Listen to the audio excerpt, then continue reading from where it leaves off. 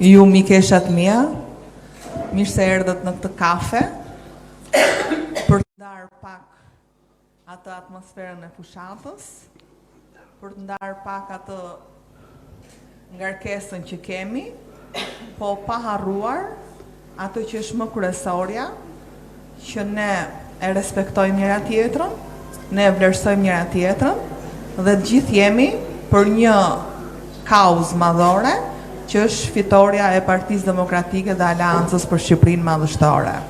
Kështu që unë duke ju kërkuar ndjes që një pjesë nga ju e kam shkëputur nga fushata, sepse është kulmi i këtyre ditëve, por kam zgjedhur doktor që përveç kandidateve, kam ftuar dhe një grup vajzash dhe grash, të cilat, megjithse nuk janë kandidate, punon aq shumë për mbarvajtjen e kësaj proteste, e kësaj më rimundja ke protestat mua.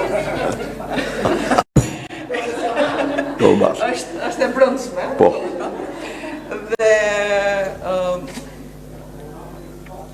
kontribuojnë aq shumë sa që unë e ndjeja si detyrim që t'ishin bashkë me ne në këtë kafe të mëngjesit, edhe për të ndarë edhe ndonjë propozim apo sugjerim në ditët në vijim të fushatës, se ne e dim sa më shumë afrohemi, aq më shumë ngarkohemi me situatën. E them me bindje të plot që ne duhet kemi fokus kryesor fitoren e numrit 1, duhet kemi fokus kryesor që ta lançojmë sa më shumë, madje deri në bezdisje, se njerëzit harrojnë shpejt, të këtij programi që është madhështor, ashtu si do jetë dhe fitoria jonë, dhe duke i uruar suksese çdo mikeshe time në këtë garë, t'ja kaloja fjalën doktor profesor Sali Berishës.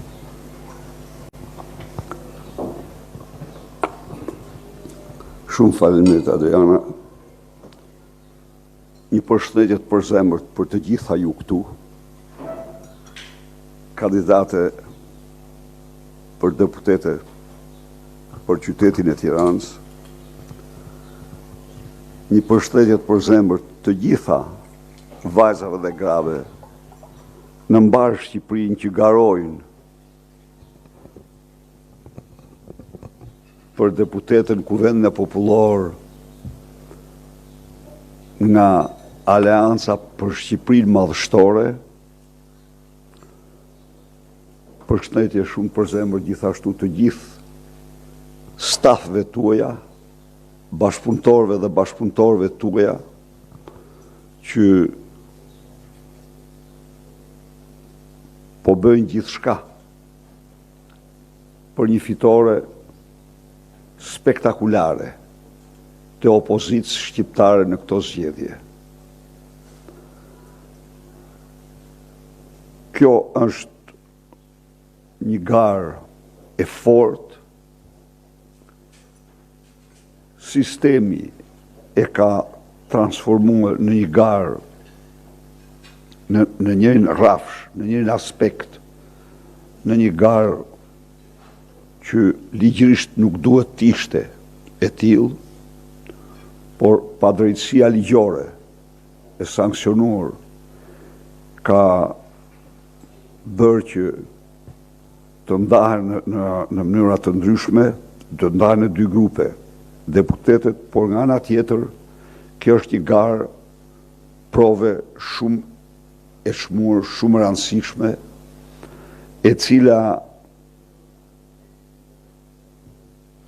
bën mobilizimin maksimal të forcave që ka Partia Demokratike dhe aleat të saj për një sukses të vërtet me 11 maj. Ne kemi një përsi të madhe, lista është lista më e mirë që është paraqitur ndonjëherë Tiranës dhe Shqipërisë, qoftë kjo e grave dhe vajzave, qoftë dhe e burrave dhe djemve. Ne në këtë garë konkurojmë me zonja, zonjushe të shquara me një identitet të fort, individualitet të vërtet dhe arritje të pamohueshme. Në këtë aspekt theksoj se nuk kanë patur ndonjëherë qytetarët e Tiranës një përfaqësi kaq të aftë, kaq të mirë për ta në parlamentin e ardhshëm. E përsia jonë tjetër e pamohueshme është programi ynë. Ne kemi një program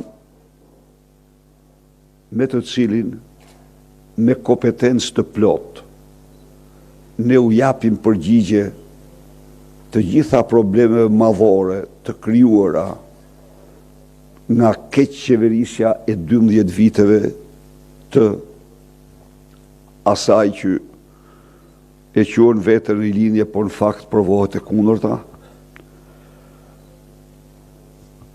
Ne kemi një projekt në Shqipërisë madhështore, i cili fillon me paketën e dhimbshurisë dhe përfundon me Shqipëria epiqendër e teknologjive të larta në rajon. Ky program, siç e shihni, ka patur një impakt pozitiv dhe në tërësinë e tij as kritikët absurd,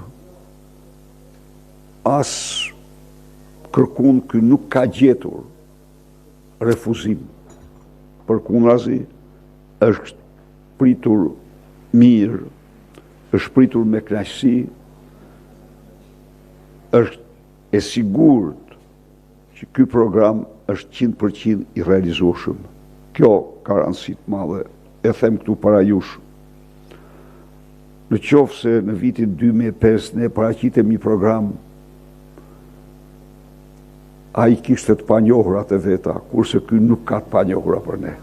Jo. Ne kemi të gjithë projektin, modelin e zbatimit të tij 100%. E zbatimit të tij në 100 ditë të para, aq sa që është zbatuar në 4 vite në një program tjetër më parë. Kështu që ka një rëndësi të jashtëzakonshme ta servirim këtë program. Ne përballemi me vështirësi shumë llojta, por kur jemi në fushat elektorale, ajo që është më seriozja është censura. Ju, mediat, ju censurojnë. Opozitën, 4 TVSH bis e censurojnë. Këtu nuk merr vesh se kush është TVSH.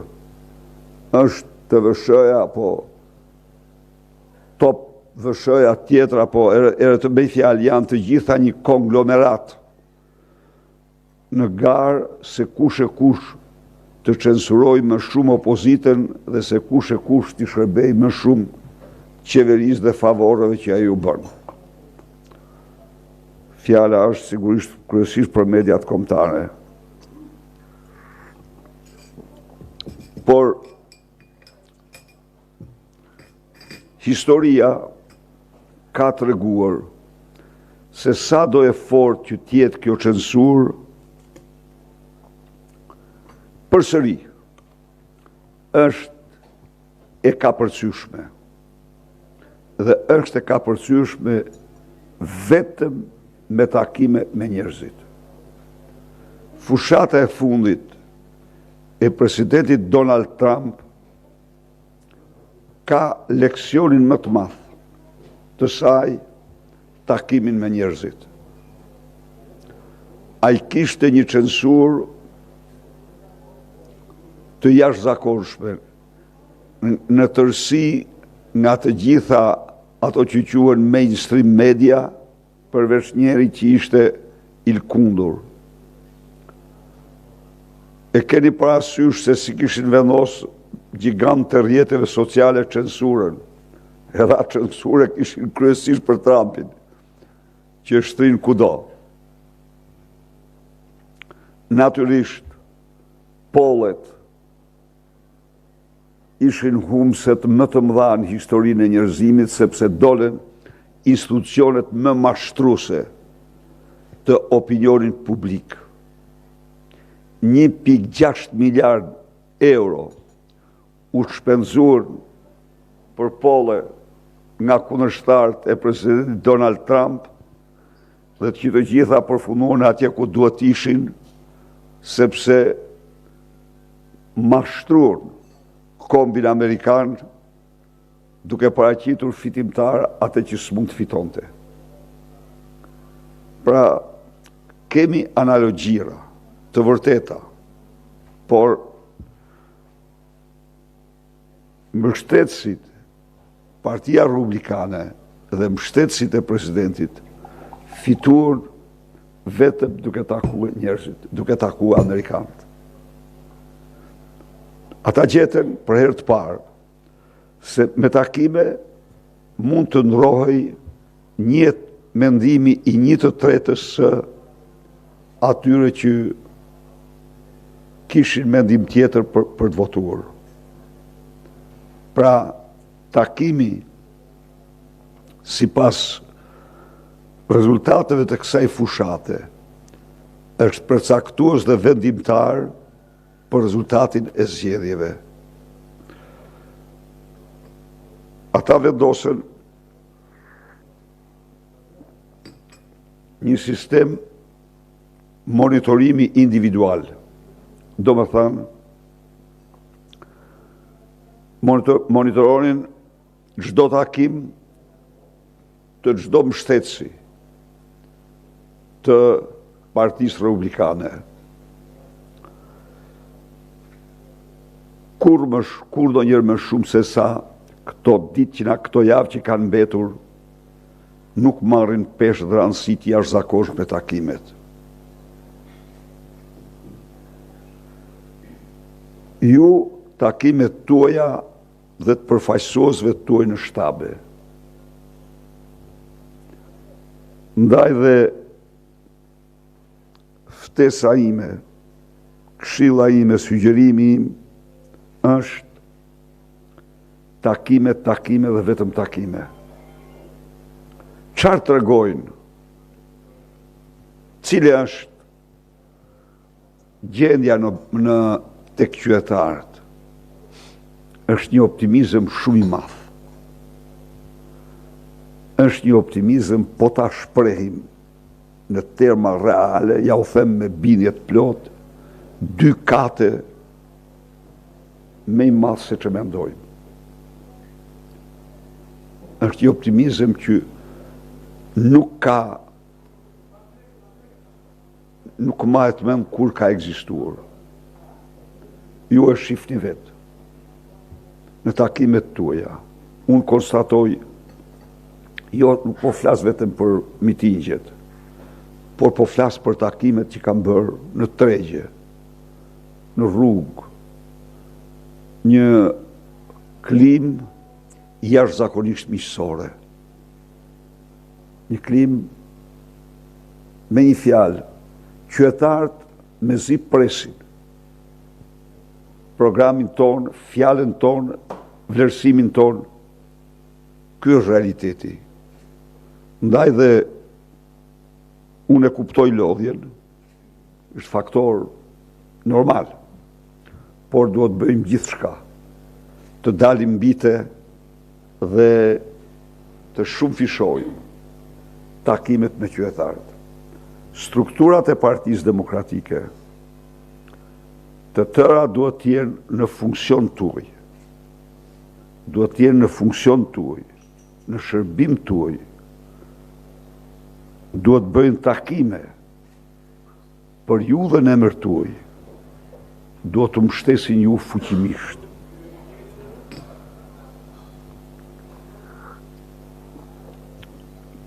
Ne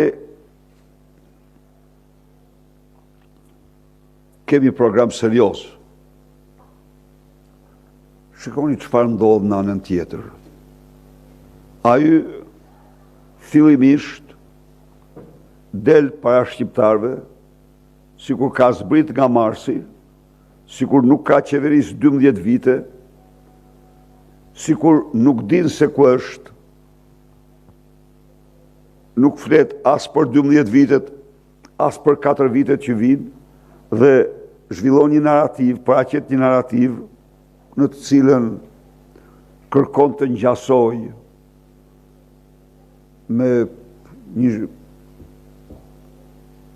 Big Brother të pjesshëm apo me diçka të tillë, duke presupozuar se njerëzit nuk kanë asnjë problem, asnjë hall, se as aktualisht, as në të ardhmen, ata nuk paraqesin. Do të thënë, nuk ekzistoi në një farë mënyrë. Me vulgaritetin e tij, me banalitetin e tij, ai kërkon të spostoj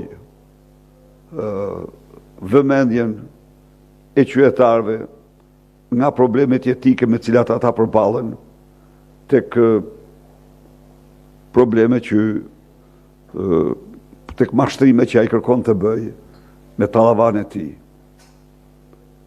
Pastaj kthehet, kopjon programin. Ju e pat. Një ditë bukur tha, unë do të vendos pensionin 200 euro. Por ne kishim dorëzuar ligjin 1 vit e gjysmë para. Pikërisht për këtë. Për minimum jetik 200 euro. Dhe ai se kishte votuar dhe kur unë e ftova që hajde të mlidhemi urgjent parlamentit ta votojmë, ai e spostoi në vitin 2030. Tani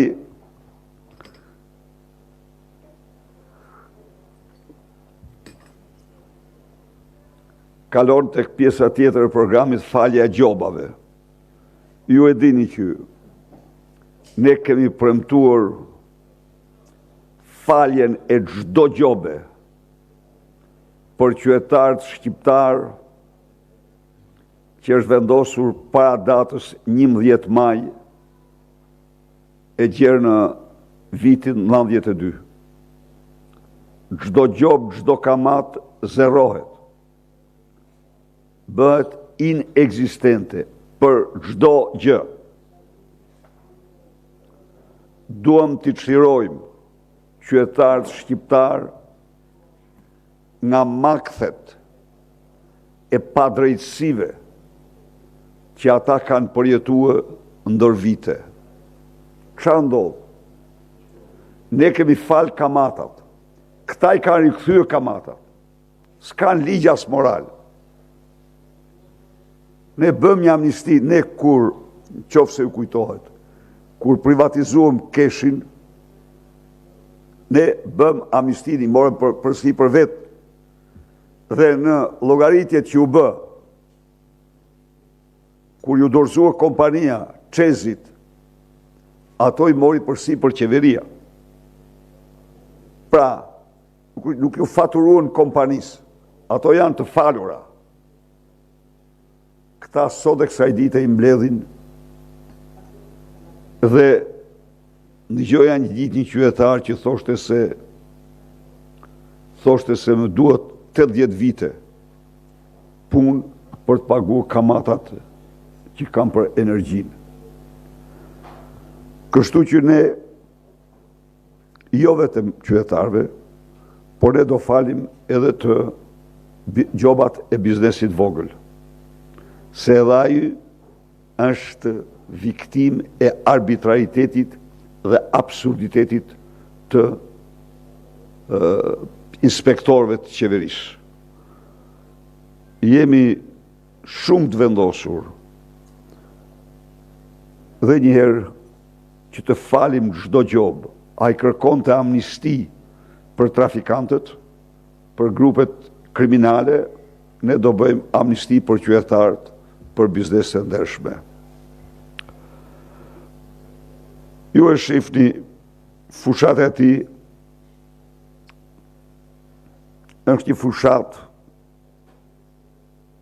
pa frut, pa asgjë.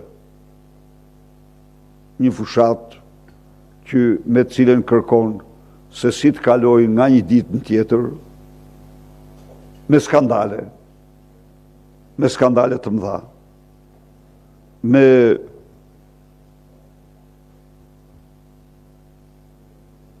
një fushat që kërkon të evokoj ose të lundroj në projnë freudian, por që nuk ka asgjë njerëzore, asgjë humane. Tani, njëri që bën kryefjali një javë rjesht, po të ikin burrat një muaj dhe po të ikin gratë një muaj.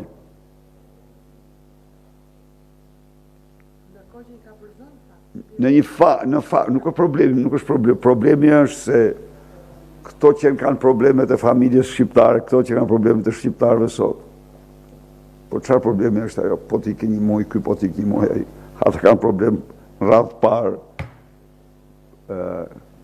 mirëqenjen, kanë problem shkollimin e fëmijëve, kanë problem sigurinë e fëmijëve. Një nusë e re, një zonjë e re në Krujë më tha, unë tha, çfarë do bëni ju për fëmijët, doktor?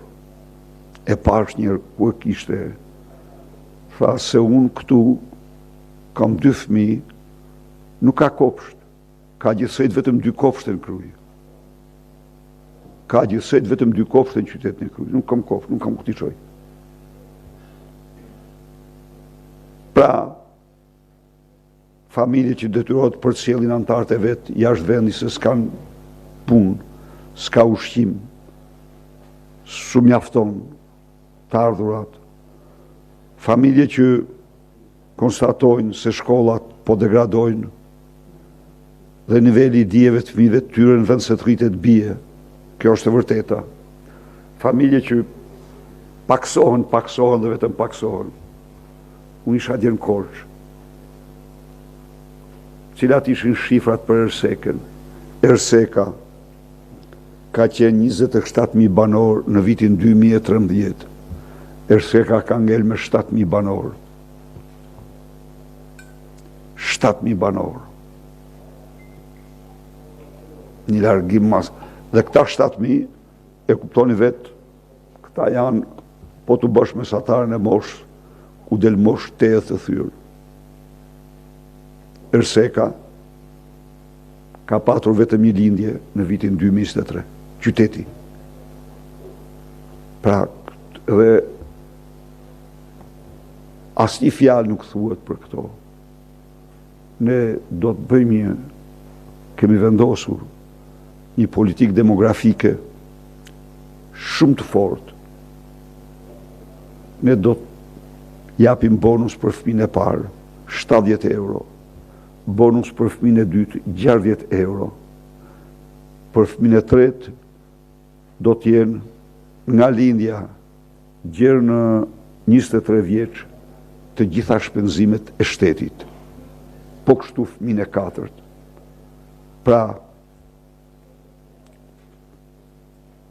do përpiqemi të trajtojmë me seriozitetin më të madh problemet e krijuara të familjes. Kështu që unë ftoj të mos bijem në narrativen e tij. Ta injorojmë, natyrisht, ajo është, thash dhe njëherë, një fushat elektorale tallava, një fushat elektorale banaliteti, bulizmi, flet me gjuhë të fortit, si Nureddin Dumani në sallë gjyqit. Pastaj kujtohet se shkeli çdo normë standard, tërhiqet për të vazhduar të nesër me njëjtat terma. Të gjitha këto janë avantazhe për ne në kuptimin që qytetarët presin të dëgjojnë fjalën tonë, presin të dëgjojnë programin tonë, ndaj dhe ju falënderoj shumë për punën që bëni dhe ju inkurajoj që këto 2 javë, 3 javë që kanë mbetur të shumë fishojmë energjitë tona. Shumë faleminderit.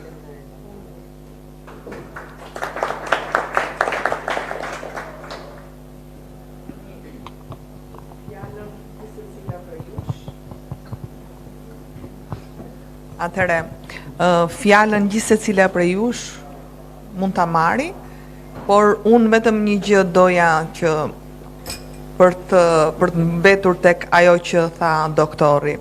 Kemi avantazhin që betejën e kemi me veten për t'i paraqit kundërshtarëve, po sidomos qytetarët, që kush është vizioni jon pas 11 majit. Dhe ajo që na bën përshtypje doktor, të paktën e kam vënë re në Tiranë, tek Dega 8, ku jam e deleguar, po sidomos në zonën e Ndroqit, Vaçarrit dhe të Pezës, në çdo 3 banesa, 2 janë të larguar. Kjo është një shifër e llahtarshme, për cilën fakt programi jon jep një zgjidhje të jashtëzakonshme, jo vetëm duke e ndërprer, po duke e bërë edhe ripopullimin e Shqipërisë. Dhe një element tjetër të cilët ma kanë kërkuar qytetarët, sidomos të zonave të Tiranës, është ajo lista e borxheve. Lista e borxheve që çdo palëzgjedhje përdoret nga rilindasit. I thuhet, borxhet e këtij dyqani do t'i paguajmë ne, ku drejt votës, kundrejt presionit, kundrejt shantazheve. Unë mendoj se ne duhet t'i sigurojmë qytetarëve që ai 200 euro që do t'i japim çdo muaj, do t'a zhduki atë fletoren e borxheve në çdo dyqan, në çdo supermarket, dhe është më e thjesht ajo llogaria se sa do të përfitoj me 200 euro në muaj dhe sa përfiton me 50 euro një herë në 2 vjet. Ka që thjesht është llogaria, kështu që secila nga ju e dim të gjithë këtë dhe nëse ka dëshirë t'i thot 2 fjalë, e ftoj. Faleminderit Adrian, faleminderit për këtë iniciativë, për të na mbledhur neve gratë kandidate, por edhe aktivistët Partisë Demokratike. 2 gjëra shumë shkurt, sepse jam e sigurt që edhe zonjat e tjera do flasin.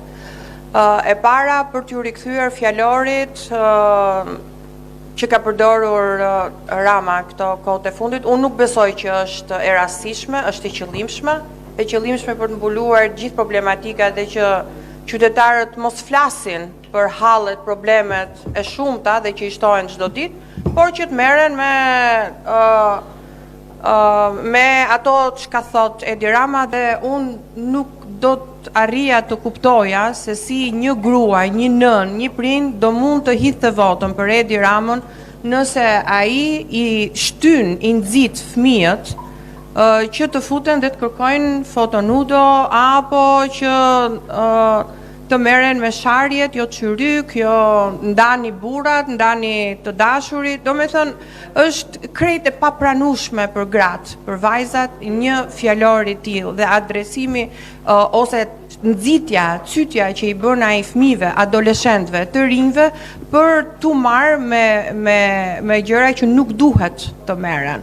Kjo jo vetëm nxit një fjalor të papranueshëm, po e sigur që nxit dhe rrit dhe dhunën në familje, sepse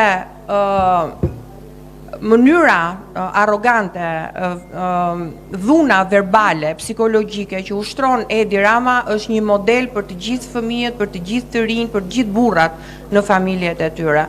Ndaj ai duhet ndëshkuar me votë nga të gjitha gratë dhe vajzat. Për t'u rikthyer pastaj tek çështja që ngriti Adriana, që shtëpitë janë bosh. Unë kam ecur këto 2 ditët e fundit, po dhe më përpara dhe në Kamës, dhe është e vërtet, doktor, që fushata door to door, pra der më der, është më efektivja. e para sepse shoh prek që e njohin gjithë programin, e mirëpresin programin e Partisë Demokratike dhe ato që janë të lëkundur binden që ky është programi më i mirë sepse PS-ja s'ka program. Nuk ka. Ka vetëm këtë fjalor të dhunshëm dhe rritje të dhunës verbale dhe psikologjike. Por ajo që unë dhe dua të bëj dhe një propozim që neve ta shqyrtojmë më tej kur të jemi forcë qeverisë mbas datës 12 maj. Fenomeni që e ndeshim pothuajse në çdo familje janë prindër në moshë të tretë që nuk kanë asnjë fëmijë, asnjë nip, asnjë mbes, janë të vetmuar. Kanë ikur, gjithë rinia ka ikur dhe po ikën. Pra janë dy pleq në familje që e kanë me vështirësi që të përballojnë dhe nevojat e tyre për të bler ushqimet, për të bler ilaçet, për të dalë diku, për të bërë punët e familjes dhe nuk ka, shteti është inekzistent. Pra, një model që ne kemi diskutuar, madje ka ardhur dhe nga Brain Gaini, nëse nuk gaboj është model rumun, që të shihet mundësia që për moshën e tretë të paguhet, të ketë një pagesë për kujdesin, nëse do kenë në familje fëmijë, për kujdesin që dhe mosha e tretë të tregoj ndaj fëmijëve. Pra të jetë një punë e paguar, pra dhe mosha e tretë di që kjo që është punë e papaguar sot, të jetë një punë e paguar nesër dhe mua më ka sjell Klea si një propozim dhe që ka rezultuar shumë i suksesshëm, pra kujdesi për moshën e tretë, puna e papaguar sot jetë punë e paguar nesër. Unë mendoj që kjo do ishte një moment shumë i rëndësishëm që Partia Demokratike do e vëmendjeje ndaj një moshe që tashmë është braktisur krejtësisht nga qeveria.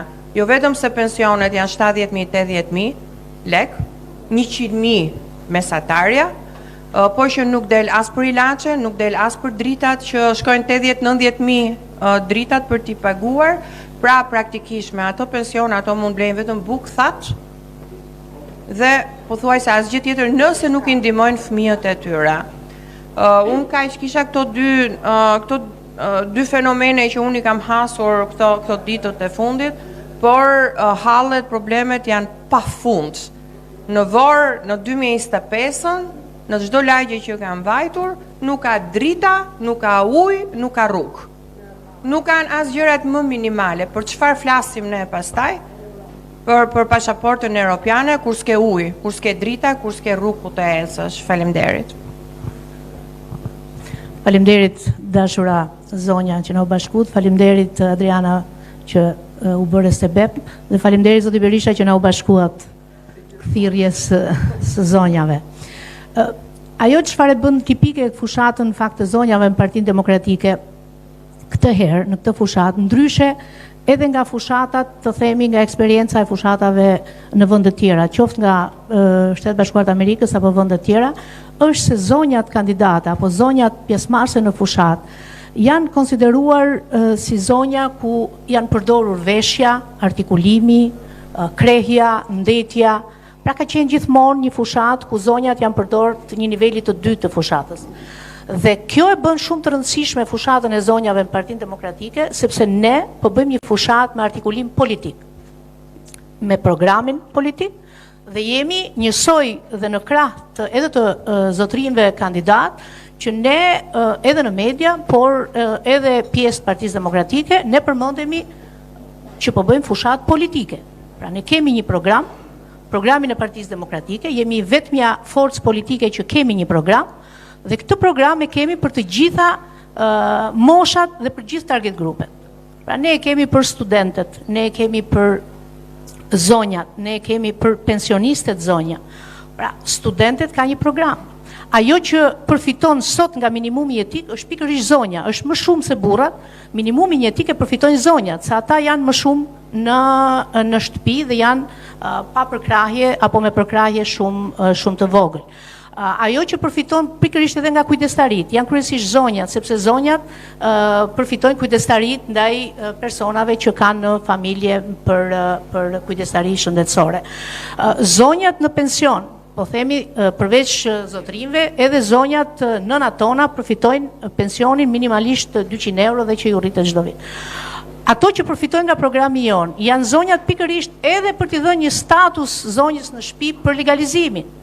Unë jam pjesë e fushatës në periferi, kryesisht në zonat periferike, bashkë me kryetarin e DG-s që i prekim për ditë. Janë objektet pa legalizuara dhe na dalin zonjat na presin në derë dhe shumë të mallëngjyra dhe shumë të shqetësuara na përkrahin programin për legalizimin. Natyrisht, edhe ne kemi gjunahet tona të viteve më përpara, por unë mendoj që ne kemi mësuar nga kjo çështje.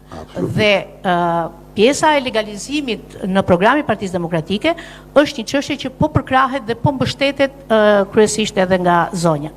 Pra këtë do duja të thoja që kjo është shumë e rëndësishme në këtë fushat, që pjesëmarrja e zonjave kandidate për deputete, krahasimisht edhe me burrat kandidat, po artikulojnë politikisht, po artikulojnë programi Partisë Demokratike dhe po qëndrojnë shumë aktive në fushatat elektorale dhe ndoshta rrallë kemi parë këtë gjatë këtij muaji fushat që zonjat të përmenden për veshjen apo për krehjen apo për ndonjë batut apo ndonjë. Jo, ne jemi krahët burrave njësoj me programin, me kontakte me njerëzit. Më eficiente se burra, jo njësoj.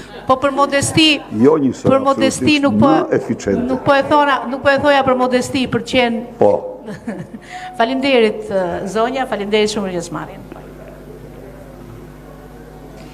Përshëndetje, unë mendoj që nga po ta marrim programin e Partisë Demokratike edhe të përpiqemi që t'i japim një fizionomi, ta pikturojmë, ajo ka fytyrën e një nëne shqiptare. Ky program ka fytyrën e një nëne shqiptare.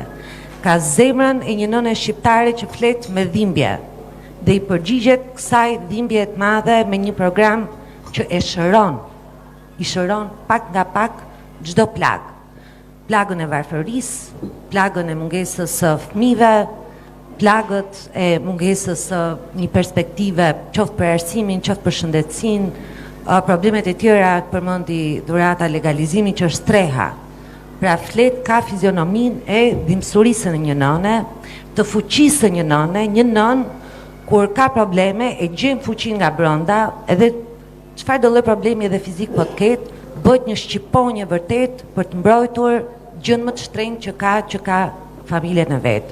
Kështu që ky program mendoj që i mishëron të dyja këto element tipik të një nëne shqiptare që në fund të fundit është edhe zemra më e fuqishme e kësaj shoqërie e këtij vendi dhe jo turpi i këtij vendi siç do ta portretizoj Edi Rama si njëri pa ndjeshëm, pa identitet që nuk ka asnjë element njerëzor. Ky është programi i Partisë Demokratike sot dhe unë këtë gjë, jo se e them unë kështu, po e kam parë në reagimin e njerëzve në rrugë. Nga të gjithë njerëzit që kam takuar, njerëzit që ma kërkojnë ose e presin ndryshimin dhe që e thonë me forcë më të madhe janë zonjat. Ato thonë ka ardhur koha për ndryshim. Ndryshimi duhet ndodhi tani dhe ju jeni ndryshimi. Këtë gjë ndesh çdo ditë, këtë gjë ma thonë çdo ditë. Dhe duke përforcuar edhe një element të tretë që do të vazhdoj ta përsëris sa herë që të kem mundësi, çdo grua, pa përjashtim, më ka thënë dy gjëra, on ka ikur fëmijët ose s'duat më ikin fëmijët. Dhe më erdhi një zonjë përpara disa ditësh, vinte nga Oxfordi doktor, jetonte atje dhe u trondita kur më tregoi se sa shqiptar jetojnë sot në Oxford. 89.000 shqiptar janë larguar nga Shqipëria dhe jetojnë në Oxford. Mendojnë qytetet e tjera, vetëm në Oxford jetojnë 89.000 shqiptar. Dhe ajo erdhi dhe më tha unë i kam syt këtu. Unë dua të kthehem, jam bashkë me familjarët mit, ishin 20 veta nga familja e saj që jetonin atje dhe kishte shumë të tillë që jetonin bashkarisht, pra kanë tërhequr njëri tjetrin, vetëm sepse këtu nuk kanë gjetur një perspektivë, një të ardhme për veten dhe për familjet e tyre. Dhe u njoh me programin çfarë premtonim ne, ishte me ishte pozitive, pra e mirëpriti, çfarë i tregova nga pikat tona, jo thjesht për paketën e dhimbësurisë, edhe për çfarë duam të bëjmë edhe që shqiptarët të kthehen atje, edhe të ndoshta të sjellin dhe investimet e tyre këtu, për ata që kanë punuar me ndershmëri atje, por në fund ditës i kanë përsëri syt këtu. Dhe ajo çfarë më tha zonja që takova para 3 ditësh, ajo u kthye po dje në Angli, tha dëgjoj, tha, unë dhe 20 familjarët e mi do të votojmë për prindrit tanë që kemi lënë këtu. Dhe këtë program që u flet prindërve tanë, po dhe ne bashk, e ka vetëm Partia Demokratike. Kështu që unë kam besim që ne do të kemi një vot pro Partisë Demokratike, pro programit tonë, po ajo që është më rëndësishmja, një vot që i flet një Shqipërie plot jetë. Dhe këtë gjë kam gjetur në rrugët e Tiranës, këtë gjë besoj kemi transmetuar gjitha bashk, edhe me njerëzit që kemi takuar, dhe do të vazhdojmë ta bëjmë me çdo njeri tjetër që do të takojmë në ditët në vijim. Faleminderit. Përshëndetje të gjithave, faleminderit zonja që jemi bashkë dhe inspirohemi edhe nga njëra tjetra me fushatën që po bëjmë në gjithë territorin e Tiranës. Doktor, unë dua ta filloj, kam rendit disa pika në fakt nga takimet që bëj në gjithë terrenin. Këto ditë, e para që është shqetësim, këto ditë janë ditët që po voton diaspora. Të gjithë po ju shkojnë zarfet, të gjithë e ngrenë si shqetësim lumin e madh të votave që do niset, por si do i mbrojmë, a do vinë, a do i ruajmë dot ne kur të vinë këtu në Shqipëri. Mendoj që Partia Demokratike duhet të dali shpesh, ta mshoj fort që ne po kemi një mekanizëm që edhe ata të ndjenë sigur që po i shërbejnë atë dheut me votën e tyre. E dyta që besoj edhe kjo është një shqetësim, ka disa kohë, e ka në metodë në fakt Partia Socialiste që i trysnon qytetarët, sidomos të punësuarit, duke u marrë ID-n. Dhe çfarë është kjo? Jo ID-n në kuptimin fizik. Jemi në kushtet kur ju kërkon votën dhe ju thot më jepni të dhënat e kartës. Ja u ka kërkuar edhe për familjarët që i kanë jashtë. Dhe pse po e ngre këtë shqetësim që ne duhet t'i sqarojmë ndoshta edhe ne si kandidate të gjithë qytetarët, të mos kemë frikë kur shkojnë te kutia e votimit, sepse thonë, madje janë edhe intelektual, ma kanë thënë që po ata kanë ID-n tonë dhe e kuptojnë.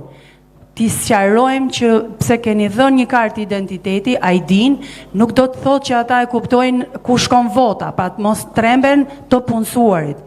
Këtë duhet i sqarojmë se ishte doktora i që ma tha po kanë kartën time. E kanë numrin, po kjo s'do të thotë që kur shkosh te kutia votimit ata do ta shikojnë dot votën. Një problem tjetër që lidhet përsëri me hallet dhe problemet, sidomos me zonjat. Ka shumë gra që nuk kanë asnjë ditë pune. Dhe mendoj që në kuadër të sqarimit programit duhet ta themi që ato përfitojnë, se ne themi pensioni 200 euro, pa ato që s'kan fare një pension, janë në moshë pensioni, po nuk zojnë një pension, t'ja u themi që janë përfituese të 200 euroshit të minimumit jetik, sepse rrit pesh është shqetësim që unë e has realisht. Një problem tjetër që është, besoj gjitha e ndajmë, diskriminimi apo diferencimi në investimet lokale. Kemi lagje që përfundon rruga mu para derës apo të një grupi të djathtësh. Pra këtë e po e hasim dhe kanalizime madje. Bëhet në një zonë, ndërpritet mu aty ku nuk ka interes sepse nuk kanë vota. E kërkojnë tek ne si kandidat, a do keni ju mundësi nesër të ndikoni edhe në pushtetin vendor, pra çfarë të drejtash ose çfarë fuqie do ketë deputeti tani i zonës për të mos për shpërndarjen e investimeve të drejtë dhe të barabartë pa i diskriminuar qytetarët në zonat ku banojnë. Legalizimin e kisha edhe unë si problem dhe madje duhet i mësojmë më fort, jo thjesht në kuadër të programit, por ta themi ne kemi filluar, ne do ta përfundojmë dhe do jetë emergjencë ose një plan kombëtar që do përfundojmë menjëherë. Ta dinë që do ta përfundojmë menjëherë pa e pritur ndoshta edhe a do i bi plani asaj, ti legalizojmë pastaj të bëjmë këto investimet ndoshta sipas projekteve. Ta themi përfundon edhe kaq që të rrisim besimin dhe të marrim atë votë që na takon për të ardhur në pushtet.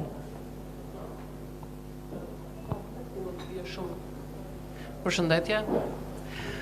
Ndjem e nderuar që jam në këtë tavolinë sot, që nga emocion edhe me këtë pjesën e politikës, se mendova që ishte vetëm në art emocioni. Unë do t'i bie shumë shkurt, vetëm 2 gjëra që kam hasur, sepse këtu thanë edhe do thuhen edhe shumë gjëra tjera, por ato që kam hasur unë janë 2.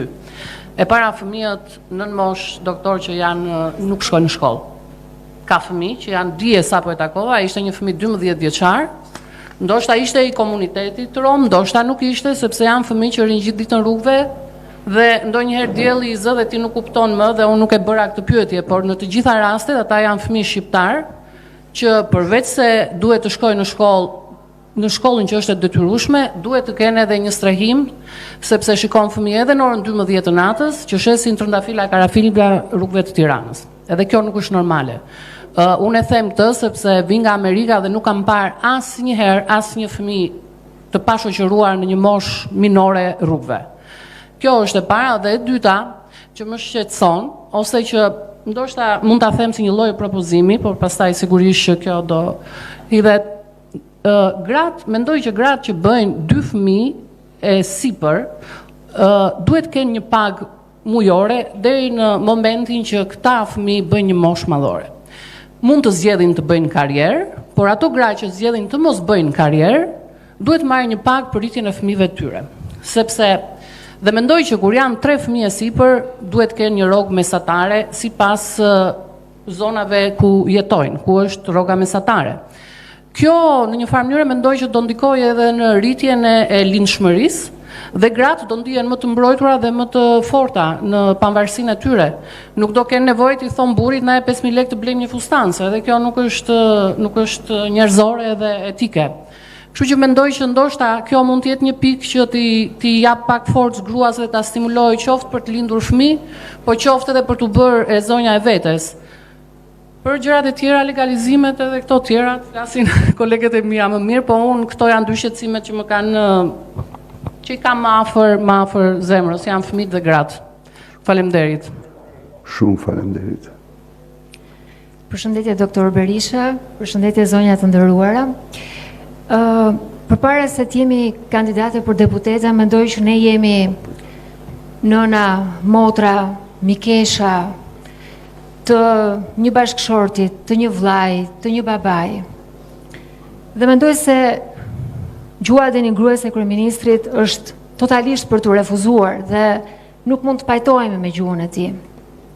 Dhe mendoj që jemi këtu për t'i dhënë një alternativë shqiptarëve dhe këtë e ndjejmë sepse matësi më i mirë i suksesit janë ata qytetarët që ne takojmë drejt për drejt në çdo derë.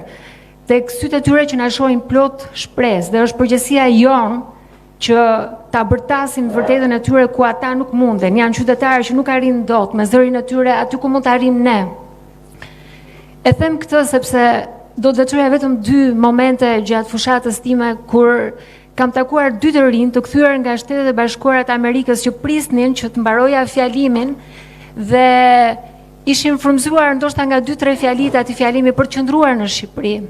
Dhe nëse ne arrim të frymzojmë 2 të rinj apo më shumë për të ndenjur në vendin ton, atëherë ky është treguesi i suksesit. Do të thotë që ne kemi ndezur një dritë shprese tek të rinjt shqiptar. Dhe ata nuk duan të shkojnë në vende të tjera nëse Partia Demokratike Aleanca për Shqipërinë Madhështore do t'i fitojë këto zgjedhje. Dhe ky është treguesi i shpresës. Por ama, nëse Rama do të fitojë një mandat të 4, për mua kjo është bileta pa kthim që të rinjt shqiptar do të blejnë dhe do të largohen nga Shqipëria. Dhe është detyra jonë ta ndalojmë këtë. Dhe një moment i dytë janë prindrit. kam takuar 2 prindër dhe ata me frikën e madhe se fëmijët e tyre ose mund të largohen ose mund të mos duan të kthehen më në Shqipëri, të kërkojnë me anë të syrit dhe të komunikimit të tyre që të lutem me zërin tënd ndaloje këtë gjë, nëse mundesh me fjalën tënde të bindësh të rinj që të qëndrojnë, sepse ti sheh frikën që ata prindër kanë tek shohin fëmijët e tyre të larguar. Ndaj, arsimi është mënyra dhe një element i rëndësishëm për t'i mbajtur ata të rinj të qëndrojnë këtu dhe të ndalojmë lotët dhe dhimbjen e prindërve shqiptar teksa shohin që fëmijët e tyre janë duke u larguar. Dhe do ta mbyll duke thënë që kjo është detyra jonë, sepse ne në fund të ditës, dua ta theksoj, nuk jemi thjesht kandidate për deputete, por jemi motra e dikujt, nëna e dikujt, bashkëshortja e dikujt, mikesha e dikujt. Ju falemnderit. Falemnderit, përshëndetje doktor, falemnderit Adriana për këtë event edhe për ftesën në këtë takim shumë të veçantë me zonja nderuar që garojnë në këtë betejë që unë nuk e quaj thjesht zgjedhje të radhës, por zgjedhje historike. Janë historike dhe nëse bie dakord me ju kur thoni që nuk ka asnjë llogaridhënie, sepse nuk kanë çfarë të thonë.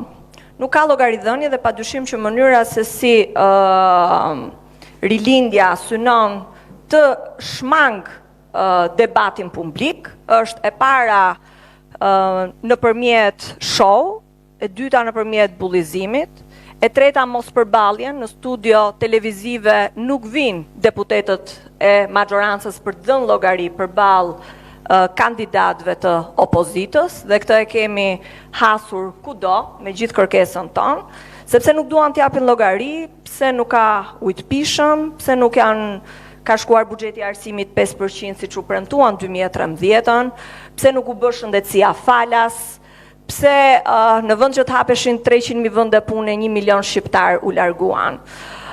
Fushata që ju sugjeroni me drejt der më der dhe që po zhvillohet nga ne, unë mendoj që është fushata më efikase.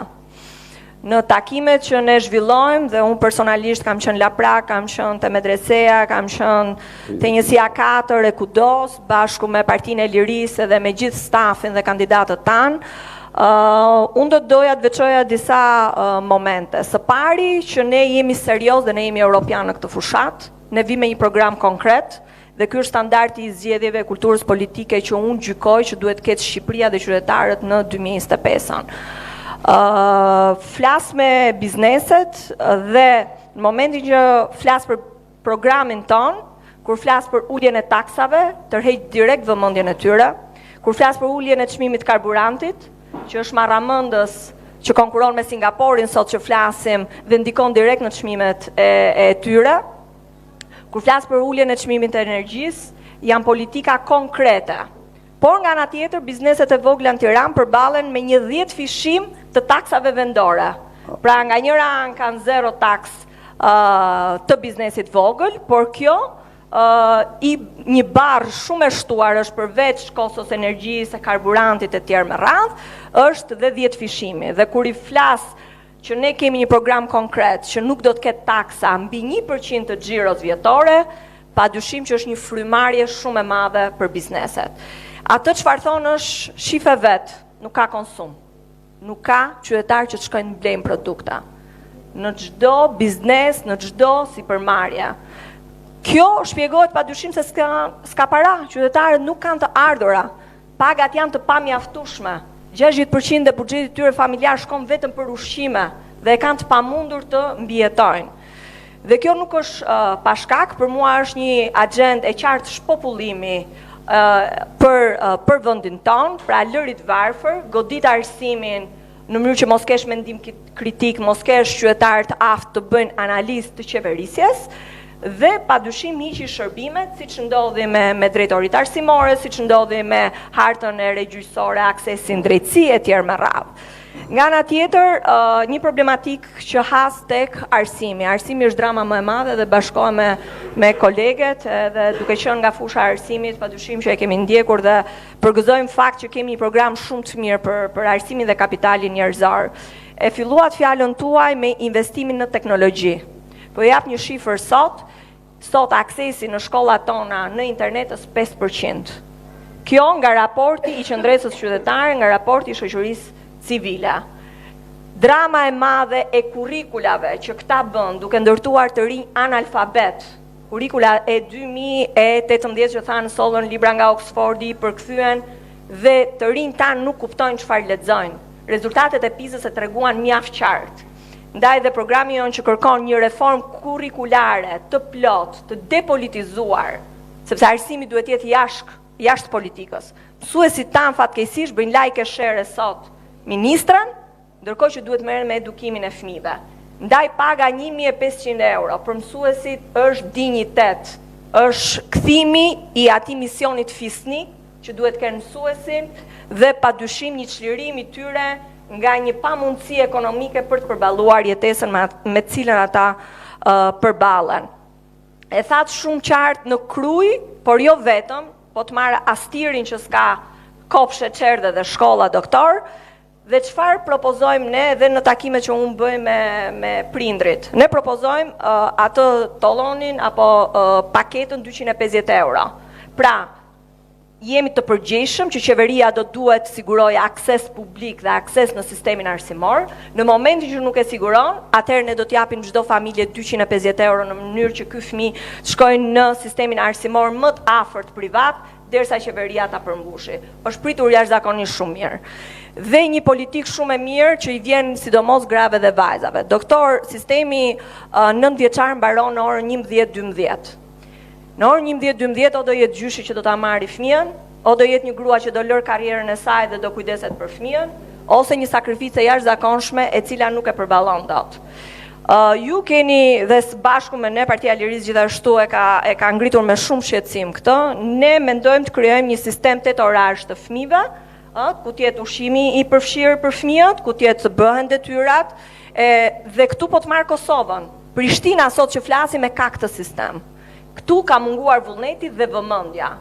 Është bërë një propagandë, të rinjt janë prioritet, arsimi është prioritet, buxhetimi është skandaloz, jemi më të ultit në rajon, 2.3% prodhimit brendshëm bruto, jashtë çdo premtimi që kanë bërë, me gjithë insistimin ton parlament me amendamente për buxhetin që ai të rritej të paktën në 5% prodhimit brendshëm bruto, më vjen mirë që kemi gjithë vendosmërinë që arsimin ta bëjmë prioritet dhe kapitalin, investimin kapital njerëzor të jetë themeltar në këtë program, por edhe mbas 12 majit. Një politikë që është pritur shumë mirë, shqetësimi familjeve të reja, doktor. Kam hasur të rinj që thonë do të largohem se unë nuk arrit përballoj koston e një fëmije, nuk arrit do të krijoj familja.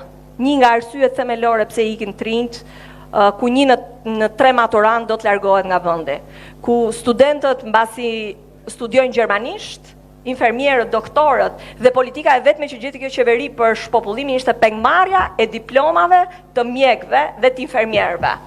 Jo vetëm që nuk i dha pak dinjitozve mjekëve dhe kushte më të mira, por kjo ishte e vetmja politikë në këto 4 vite kundër shpopullimit. Politika e programit Aleancës për Shqipërinë Madhështore, një çati për një çift, është një sipërmarrje jashtëzakonshme, është një model hungares, ne si Partia e Lirisë e kemi përqafuar që në konvent në 27 prill, më vjen mirë që është përfshirë edhe në programin e Aleancës për Shqipërinë Madhështore. Çdo i ri duhet kuptojë sot që me programin ton ka mundësi që 30.000 euro kredi me interes zero që do të ofrohet nga shteti, do të siguroj 20% e depozitës bankare dhe të siguroj që ky çift marri 80% të pjesës tjetër të kredis dhe të sigurojnë apartamentin e parë. Kostot në Tiranë, doktor, janë të jashtëzakonshme, sepse Tirana është kthyer në lavatriçet pastrimit parave, të duhen 60 vite për të marrë një apartament. Kostot janë nga 2.000 euro në 4.500 euro për metër katror në Tiranë. Kjo zgjidhje është një emergjent e lidhur padyshim me punësimin e trinjve, me mundësit për trinjve. Shqipëria është një vend i jashtëzakonshëm, ne duhet t'i ofrojmë mundësi jo vetëm biznesit ta çlirojmë nga barrat e tij, po t'i japim një liri ekonomike dhe jo gjobvënse siç është sot, por të mbështesim arsimin dhe padyshim të rinjt. Ju falenderoj nga zemra, mendoj që arma më e fortë jona në këtë fushat, por edhe në këto javë që na ka merr, nuk duhet rreshtim së sqaruar i programin ton. Vota për një numër 1 padyshim për Aleancën për Shqipërinë madhështore është tetë e rëndësishme dhe mbi të gjitha mos bien pre, bie dakord, mos bien pre e asnjë show apo provokimi nga ana e majorantit për të kthyer vëmendjen në show, por të fokusohemi te mesazhi i qartë për qytetarët dhe zgjidhje konkrete që ne kemi për ta. Faleminderit dhe suksese të gjithave. Faleminderit.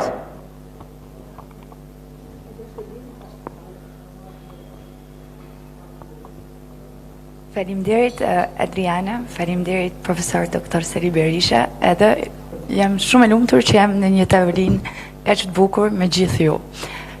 Unë te zona ime problemi kryesor që shoh në Rogozhin është frika. Kanë shumë frikë, pavarësisht që unë ndjej se jam gjithkohë në kontakt me njerëz që janë me ne, duan ndryshim, janë demokrat, për hakmarrja në Rogozhin është ekstreme. Në një shtëpi, më 4 shtëpi, rruga, dritat e rrugës janë 2 fik, 2 që funksionojnë. Pse? Se kanë votu PD-n. Kanë jo frikë, për super frikë, se i kanë godit shumë herë, edhe kjo është, do thoje, problemi kryesor, edhe është e çuditshme se për shembull, shkoj të çdo treg e zonës. Janë të njëjtën tregtar që kam në Kavaj, në Luzë, në Rogozhin. Kur jam në Kavaj në Rogozhin, në kapin qaf, janë super të lumtur, diskutojmë, sa e në Rogozhin kanë frikë. Edhe ndjet, du me thonë, kur i shëp në Rogozhin, me bëjnë me dorë kështë më thonë, ma vonë. Edhe, do thoje, kjo është një nga problemet kryesor. Pastaj të këto zona, problemi më i madh edhe më i dukshme është s'ka më rini. Edhe një qytet pa rini është gjë e më e trishtur që mund shifni. Edhe më dhimbset, sepse duan të rinë, po duan kushtet vënet. Edhe prandaj më bëhet shumë qefi, do me thonë, unë mendoj që programi Partisë Demokratike ka më vërtet arsye të forta për t'i kthy ose për t'i mbajt. Edhe kështu që shumë faleminderit, kaq kisha. Adriana. I nderuar profesor, të nderuara zonja, i nderuar Adriana, po ndaj me ju 3 copëza nga përvojat e terrenit, përvojat e jashtëzakonshme për të njohur thellë realitetin ton të përditshëm. Kam qenë para disa ditësh në një përcjellje mërtore në Varrizat e Sharrës. Dhe aty jam hasur në atë ceremoni përcjellje me një realitet të paimagjinueshëm që nuk e has as në letërsitë e fatashkencës. Në malin madhështor të incineratorëve të famshëm, ku janë marrë nga xhepat e qytetarëve shqiptar jo pak, por 430 milion euro, ngjitur me këtë mal madhështor ishte parcela e re. Dhe në duke parcela e re, do të mendonin, do të ishte si një parcel e zakonshme, të paktën e pastër. Kjo parcel e re ishte e mbytur me plehra që kutërbonin, më falni, era, kërm, dhe në këto plehra varoseshin ata që ndahen nga jeta, qytetarët tanë, për në prehjen e fundit të tyre. E tregoj si një copës shumë të dhimbshme të realitetit tonë të përditshëm. Më pas disa qytetarë më thanë, po unë kam vite që nuk i sjell më të afërmit e mi, familjarët e mi që ndrojnë jetë në këtë pjesë, po i çojnë në varrizat e tjera, sepse unë e di çfarë bëhet në këto varriza. Është një realitet tragjik, por dhe komik nga një ranë. Çfarë ka bërë ky shtet, kjo qeveri dhe Veliaj dhe Rama në krye me popullin dhe me taksat tona, dhe ku ndodhemi ne sot në përcjelljen e fundit të banorëve të qytetit të Tiranës, përdhosen, trajtohen si mos më keq. Është një këmban alarmi që unë ftoj dhe media ta investigojnë dhe ta shikojnë çfarë ndodh dhe si përcillen banorët e Tiranës në Varrizat e Sharrës. Një tjetër copës që vjen nga terreni. Takoj me bizneset e zonës së Tiranës dhe duke i shpjeguar lehtësirat taksat zero për biznesin e vogël e tjerë, dhe i them që si ndjeheni. Ç'të them, thot, ka shumë kohë që nuk marr rroba për djem të rinj, sepse të gjitha në migracion dhe veshjet që marrun, kostumet e burrave, pantallonat janë për 55 vjeç dhe 60 vjeç e lartë, sepse nuk ka më blerës të rinj, pra të moshave të reja, dhe në atë moment, gati si një moto e fushatës time, mu bë një perifrazim, po e perifrazoj këtu një shprehje Umberto Eco së madh. I lëshojnë zojsht në hapësirë, në largësi ende pa hapur krahët. Ne I kemi larguar fëmijët tanë, një pjesë me dëshirë, por një pjesë me dhimbje nga pamundësitë ekzistenciale të arsimit, shëndetësisë, ajrit, kushteve të përditshme për mbijetesë, por dhe për një shkollim më të mirë në vendet perëndimore. E fundit po e them, por janë të panumërta, është një mozaik I dhimbshëm I realitetit ton shqiptar që ne po e prekim dita ditës. E fundit diku tek tregu Çam takoj përsëri një nga bizneset e vogla dhe më thot pata besim më I vajzë thot që do të bënte diçka në kjo qeveri thot. Pritë mandatin e parë, të dytë dhe të tretin. Bandje fëmia im ishte ekselent thot nga gjimnazet dhe e morën për fasad në bashkinë për të bërë një ceremoni. Dhe thash fëmia do punësohet, ka mbaruar dhe një deg të mirë. Por jo, tha nuk e punësuan. Punësuan të tjerë, tha që nuk ishin fare fëmijët e ekselentës dhe atë nuk e punësuan. Dhe çfarë qau ai zot një burr. Dhe më mbush edhe mua si në lot dhe tha nuk e punësuan, çfarë bëm tha e larguan fëmijën ton dhe e çuam përsëri në migracion për të punësuar atje. Dhe unë nuk I votoj më kurrë tha. I kanë votuar se më kanë premtuar dhe më kanë gënjur. Nuk I votoj më kurrë tha, do t'ju votoj juve. Ajo që shikoj në shpikërisht fasha gri ose e fasha asnjanse e cila nuk kanë votuar deri më tash politikat tona të djatha, konservatore, por as ato të majta, sot janë një kontingjent ose një komunitet votesh shumë I rëndësishëm për Partinë Demokratike.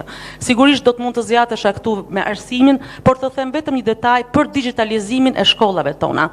Mungon është zero, vetëm fotografi të bukura të hedhura nga ministreshat që ndrohen në Ministrinë e Arsimit dhe nuk ka asgjë konkrete. Lënda e etikut që është lëndë shumë e rëndësishme në sistemin ton arsimor nuk bëhet fare, as nuk hapet si libër. Fëmijët që shkojnë për të studiuar jashtë hasen me vështirësi ekstreme, sepse presupozohet që kanë marrë një ori mesatare minimale nga këto lëndë, por nuk kanë marrë asnjë një ori. Ndaj, unë përgëzoj organizatorët për këtë takim të sotëm dhe I vlerësoj shumë fuqinë dhe dobinë që kanë gratë, zonjat, vajzat, zonjushat në fushat. Janë shumë produktive, shumë bashkëpunuese, shumë mbështetëse, madje më shpesh edhe më shumë se burrat. Ju falenderoj dhe ju lutesha të gjithëve të jemi sa më shumë në terren për të fuqizuar zërin tonë në përhapje të programit dhe në mbështetje të fitores së 11 majit. Faleminderit. Përshëndetje të gjithave. Shumë faleminderit për këto momente kaq të këndshme që po kalojmë bashkë.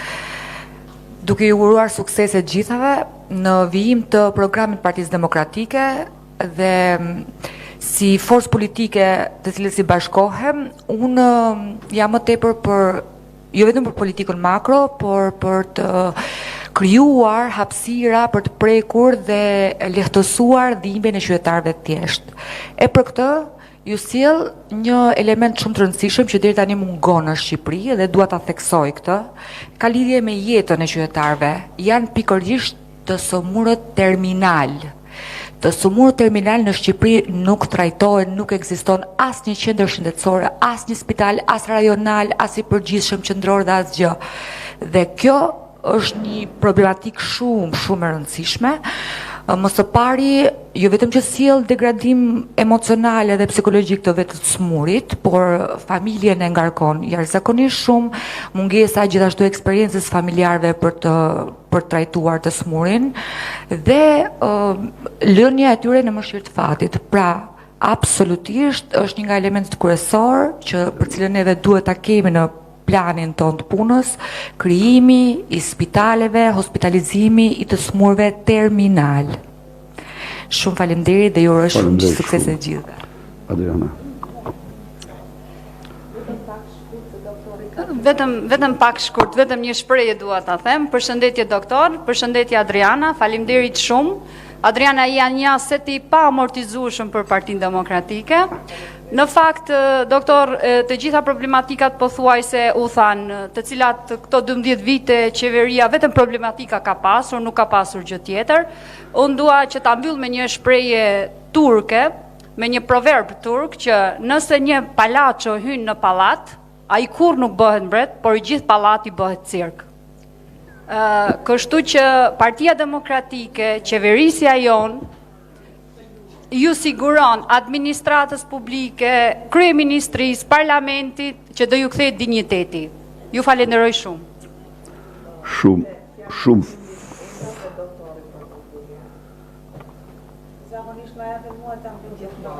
Shumë Mireva. Sepse unë nuk vi të sjell asnjëherë probleme, doktor.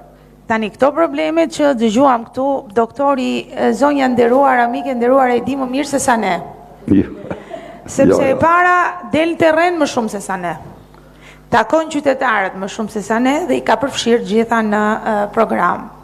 Doktor, unë do të sjell një copës tjetër. Unë do të sjell entuziazmin që takoj çdo ditë. Njerëzit na presin si asnjëherë tjetër. Presin që tu vemi, nëse su vemi thonë ku jeni, pse s'keni dalë, pse s'keni ardhur. Njerëzit janë, ju tha 2 shkallë më lartë është entuziazmi, jo, njerëzit janë 10 hapa përpara nesh. Prandaj vetëm gjë që ne duhet bëjmë është të dalim në terren dhe t'u përcjellim shpresën duke i parë në sy, me buzëqeshje, me besim, t'u japim atë çka ato duan. Besim dhe shpresë. Problemet ata i din, ne nuk jemi ai që identifikon problemin, ne duhet jemi zgjidhja dhe shpresa. Unë kaq kam edhe të gjitha në terren se na vajti vonë për të fushatën.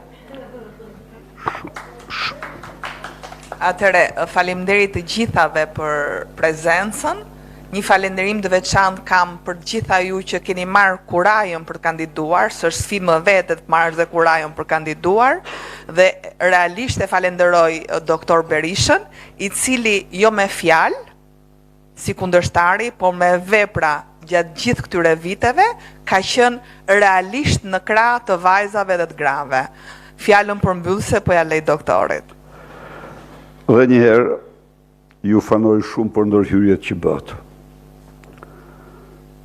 Dëshmi e prekjes me dhimbshuri të këtij realiteti që ekziston në Shqipëri në ana juaj. Dëshmi nga më tragjiket, e vërteta është, më thonë, tjetër punë se njeriu kur nuk duhet dorëzohet, por duhet jeti vendosur të luftoj, se kur shef këte zbrazjet madhe të vendit tënë, kur shef që ne brenda 12 viteve humbëm atë materje kombëtare që e krijuam në 65 vite, sot ne jemi në vitet 60 me numër popullate, dhe nuk e dim se mund të jemi më keq, se këta mashtrojnë, këta, domethënë, në mënyrën më të pa përgjegjshme, kanë punon një vit për ta manipuluar censusin. Të gjitha këto kanë një emërues të përbashkët, të jemi të sinqertë, kanë korrupsionin. E thatë shumë drejt. Sot korrupsioni dënon me vetmi shqiptarët, sepse fëmijët e tyre nuk gjejnë punë. Fëmijët e tyre nuk ndërtojnë do të ardhmen këtu. Edhe ata marrin rrugë të botës. Këta që mbeten në pasiguri të plot, mbeten në vetmi. Mbeten me një përkujdesje shumë larg asaj që duhet ta kenë. Rënimi i shkollave është drama e arsimit shqiptar, po marrë vetëm një aspekt që e theksuot në fjalët tuaja, digitalizimin, me një përpjekje shumë të programuar dhe të fuqishëm. Ne arritëm të çojmë internetin në çdo shkollë dhe kompjuter në gjitha shkollat e Shqipërisë, nga 830 që ishin në 26.000 kompjuter. I kanë vjedhur në tërësi.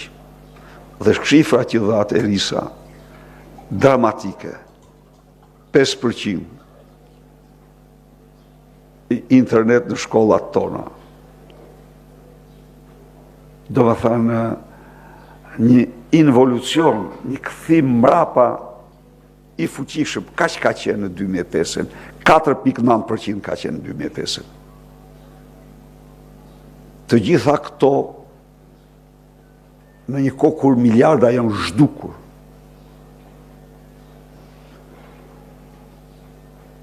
Shtetësia është po në këtë gjendje.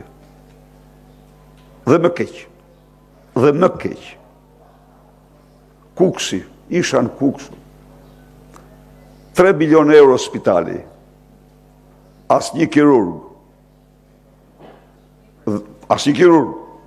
dhe Kuksiani, po ta kapte urgjenca, apendiciti apo ndonjë gjë tjetër, kishte një mjek roje në Prizren, i cili vinte kundër pagesës sigurisht për të kryer operacionin.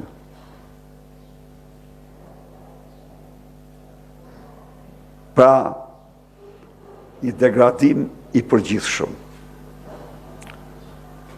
Por programi ynë u jep përgjigje këtyre.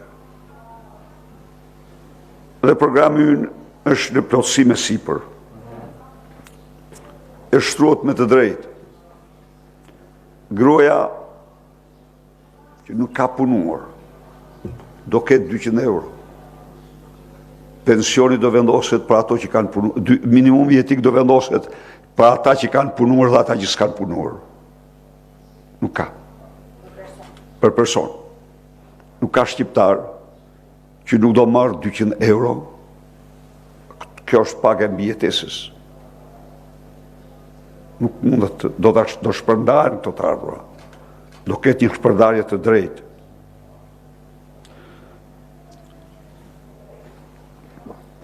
Është e domosdoshme të krijohet një shërbim, qoftë për këtë moshë, qoftë për të smurë terminal, jashtëzakonisht e rëndësishme. Ky shërbim nuk ekziston. Ky shërbim do ngrihet. Ne kemi që nga 2019 gjerë sot, kemi më shumë vdekje se lindje. Ne faktikisht, lajmi që dha Organizata e Kombeve të Bashkuara para 3 ditësh ishte një nga lajmet më të kobshme në historinë e këtij kombi. Shqiptarët, thoshte OKB-ja, janë vendi me rënjen më të madhe në botë të lindshmërisë, dhe kjo për shkak të emigracionit. Për shkak të emigrimit. Do bëhet gjithçka, prandaj ju thash, një politik e mbështetur fuqishëm për rikthimin e emigrantëve në Shqipëri dhe për një lindshmëri më të madhe në këtë vend, është jetike për shpëtimin e Shqipërisë. Tani ne pasojat i shohim 2 shtëpi, në 3 shtëpi, 2 janë të mbyllura. Po ata që vinë pas nesh, po nuk e ndryshuam, do shohin pasoja shumë më të mërshme në këtë vend. Ndaj dhe prioriteti, gjitha prioritetet do t'jetë instalimi një politike të fuqishme demografike. Unë isha në një fabrik ultramoderne në thellësi të maleve të Puks. 80 milion euro investim në ujin Lejthisa. Punëtor Bangladeshi, Filipinas, se nuk ka punëtor. Nuk ka punëtor. Pra, kësaj gjendje dramatike ne i përgjigjemi një program shumë fuqishëm. Dhe ekzistojnë të gjitha mundësit. Ju garantoj se ekzistojnë të gjitha mundësit për ta transformuar me shpejtësi këtë situatë. Në çdo aspekt. Radhë parë me paketën e dhimbshërisë, arsimin, shtetësia, sepse vjedhët e tyre kanë kufi vetëm qiellin. A e dini ju? Po jap vetëm një shembull. 2005-2013 buxheti ka qenë, në qoftë se këta kanë patur një buxhet prej 67 miliard euro në vitet 2014-2025, buxhetin ynë në 8 vite ka qenë më pak se gjysmë e këtij buxheti, sepse ne jemi partia taksave t'ulta. Por, se del tani, nga 2014 gjerë sot, nuk është ndërtuar qoftë dhe 1 kilometër e vetme autostrad nga buxheti e filluar dhe e mbaruar për këtyre. Qoftë dhe 1 kilometër. Janë ndërtuar 20 kilometra rruga Teure Limuthit Thuman me parat e investitorit, jo të buxhetit. Nuk është ndërtuar 1 kilometër rrugë e re. U ndërtuan me ato para gjysmën e këtyre parave mbi 100 kilometra rrugë të re. Rrugë e re, e pa qenë, se rruga Rëshen, Kalimash, Kuks, nuk ka ekzistuar si rrugë automobilistike. Tunelet, kurse autostrada dhe superstrada janë mijëra kilometra. Pra, ky është një tregues i grabitjes dhe plaçkitjes më të madhe që mund të imagjinohet. Ndaj dhe programi ynë ka një potencial të vërtet transformues për Shqipërinë. Legalizimet është deklaruar dhe po deklaroj këtu. Të gjitha lejet e legalizimit do të shtrohen në tapi me një dekret të veçantë. Do konsiderohen tapi. Nuk majnë peng tjerë me to, si që bëhet sot. Jo, dhe ne kemi parim. Legalizim, pastaj urbanizim. Ne nuk kemi kundër urbanizimit, se urbanizimin është koha, por do i legalizojmë dhe aty kur nevojitet s'kemi patur asnjëherë konflikte me banorët për shkak këtij parimi.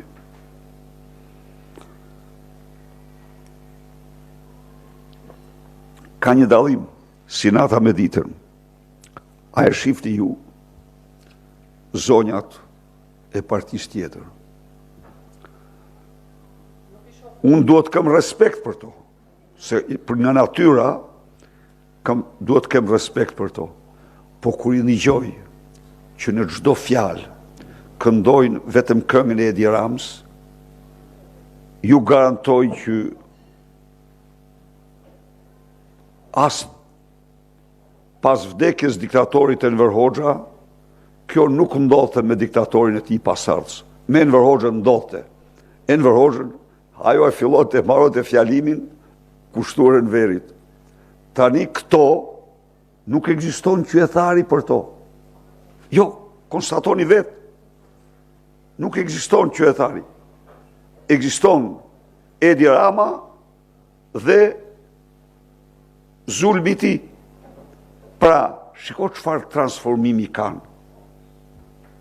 Edhe ato konstatojnë to që keni konstatuar ju. Edhe ato konstatojnë fëmijë analfabet. Edhe shumë e vërtet, Julia. Është rritur në mënyrë të ndjeshme analfabetisëm. Është rritur në mënyrë të ndjeshme. Po, jo, them po, është shumë e vërtet. Dhe jo vetëm Rom, edhe të tjera. A ekzistojnë për to? Nuk ekzistojnë. A ekzistojnë qytetarët për ato zonja? Jo, nuk ekzistojnë. Ndaj dhe unë, u detyrova njëherë jashtë kodit tim, të them në parlament, mos u sillni si bodyguardet e Gaddafit. Se edhe ai, për të treguar respekt për zonjat, i zëvendësoi bodyguardet me bodyguarde. Po ai di se ç'vendësi kishte. Po. Pra, edhe këto thonë një fjalë për qytetarin. Asgjë nga këto që thoni ju. Ato nuk shqiptojnë, nuk ekzistojnë për to. Dhe ky është kontrasti i madh. Dhe kjo është garancia. Pse qytetarët shkaku, pse qytetarët preferojnë ju, pse qytetarët ndëgjojnë ju, pse qytetarët presin me pa durim të takohen me ju. Me këtë program. Ndaj dhe ju ftoj të shumë fishoni forcat dhe këto ditë tjenë ditë e asaj beteje në të cilën Shqipëria firmos fitoren e vetë, shqiptarët firmosin. Ky program është absolutisht një mundësi për çdo shqiptar që don të jetojë në këtë vend me djersën, mundin, mendjen, energjinë dhe fuqinë e tij krijuese. Ndaj dhe edhe njëherë ju falenderoj shumë për këtë takim, ju uroj shumë suksese dhe pres të takohemi me 12 maj në një fitore spektakulare të merituar plotësisht. Shumë faleminderit.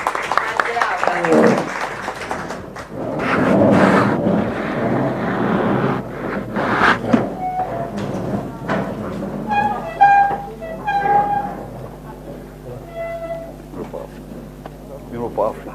Elisa, miropafshim. Miropafshim. Miropafshim.